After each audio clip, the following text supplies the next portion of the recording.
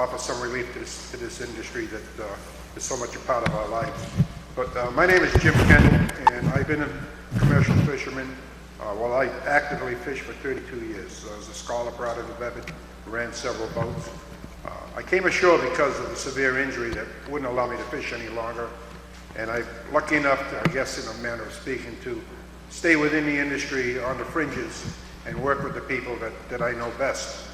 And over these years, I've come to hear some terrible stories as well. But I'm not here to provide anecdotal evidence, because there are people here that can give you their own heartfelt grief and true testaments. But some may wonder why I'm testifying before this committee, because so many years have passed since I fished and actually had dealings with law enforcement. It's been more than 25 years since I was cited for my one and only violation in all my years of fishing. But the years have not lessened that trauma, and I was found guilty of for exceeding what we called the scallop meat count. At that time it was a 40 count in place, which meant that you couldn't produce scallops that were more than 40 to a pound.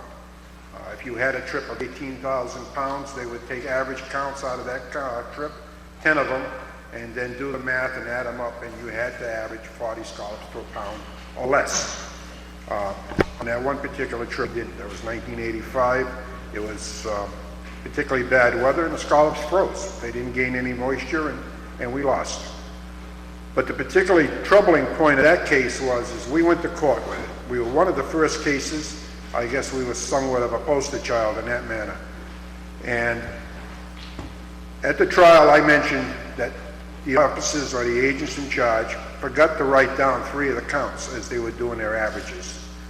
And the agents never denied that. They actually admitted that they did forget to write them down at the time, but put them in later. The judge said, so what? It didn't really matter. It was of no consequence.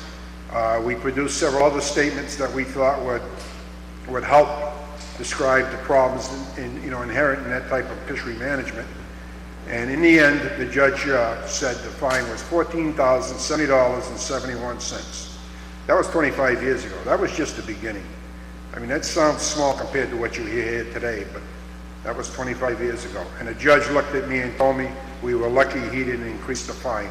So there was definitely no chance for an appeal of that particular judgment. Was this an unfair enforcement action?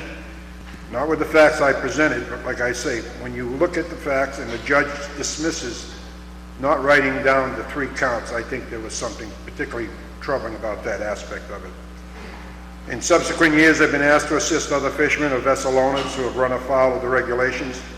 In each of these cases, I felt while an infraction may have occurred, it was never a willful or deliberate attempt to break the law.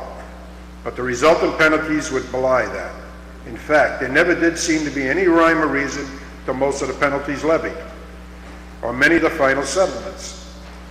A lot of the fines are put in with a scare tactic with the intent that if you get an offer to settle up, you're much better off to take it and run. And a lot of fishermen, unfortunately, have had that circumstance happen.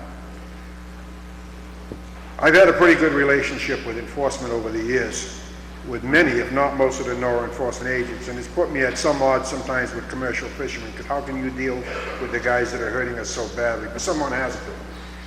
I was chairman of an enforcement group called the Law Enforcement Working Group, which was actually authorized by the 1996 reauthorization of Magnuson.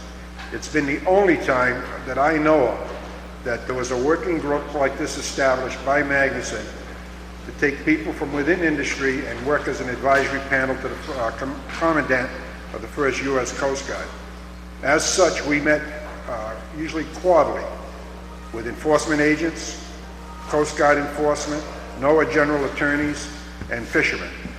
We'd all sit in a room, we'd speak informally and get to some of the points and be able to deal with some of the issues.